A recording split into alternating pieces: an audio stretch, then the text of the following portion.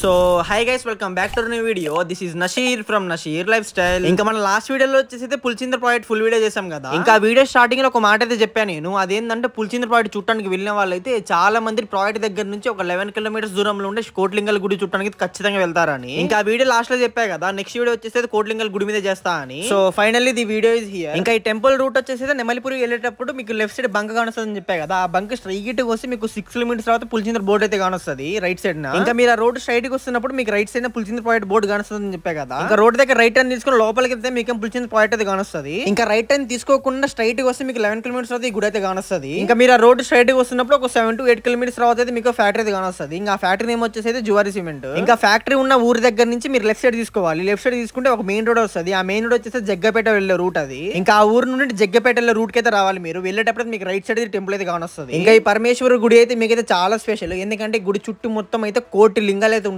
ఇంకా ఈ గుడికి వచ్చే రూట్ స్టార్టింగ్ లో అయితే మీకు అయితే శివుడి బొమ్మ అయితే కానొస్తుంది ఒకటి పెద్దది. ఇంకా శివుని గుడి ముందు అయితే ఇలా చిన్న చిన్న గుళ్ళు అయితే ఉన్నాయి. ఇక్కడున్న ప్రతి ఒక్క గుడిలో అయితే దేవుని విగ్రహాలు అయితే ఉన్నాయి.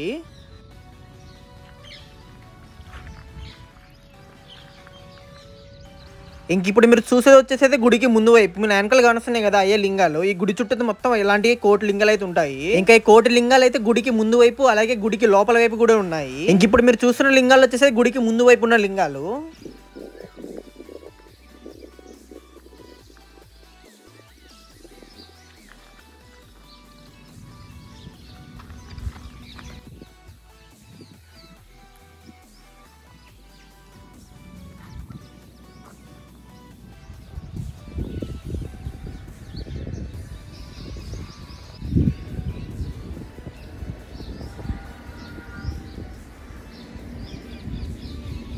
ఇంక ఇప్పుడు మీకు మెయిన్ గుడి చూపిస్తే చూడండి ఎలా ఉంటుందో.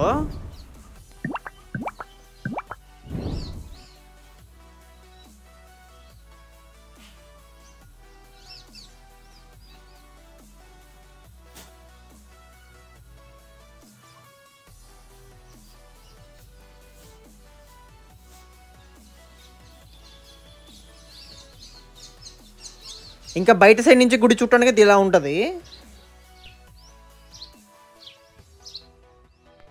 ఇంకా మీకు ఇప్పుడు గుడి చుట్టూ ఉన్న కోటి లింగాలు అయితే చూపిస్తా చూడండి. ఇప్పటి నుండి వీడియో కొంచెం లెంత్ అయితే ఉంటది కోటి లింగాలు మొత్తం చూపించేసరికి. ఇంకా ఈ గుడిలోని కోటి లింగాలు మొత్తం చూపించేంత వరకు అయితే నేనైతే ఏం మాట్లాడను, జస్ట్ వీడియో చూపిస్తా, మీరే చూడండి.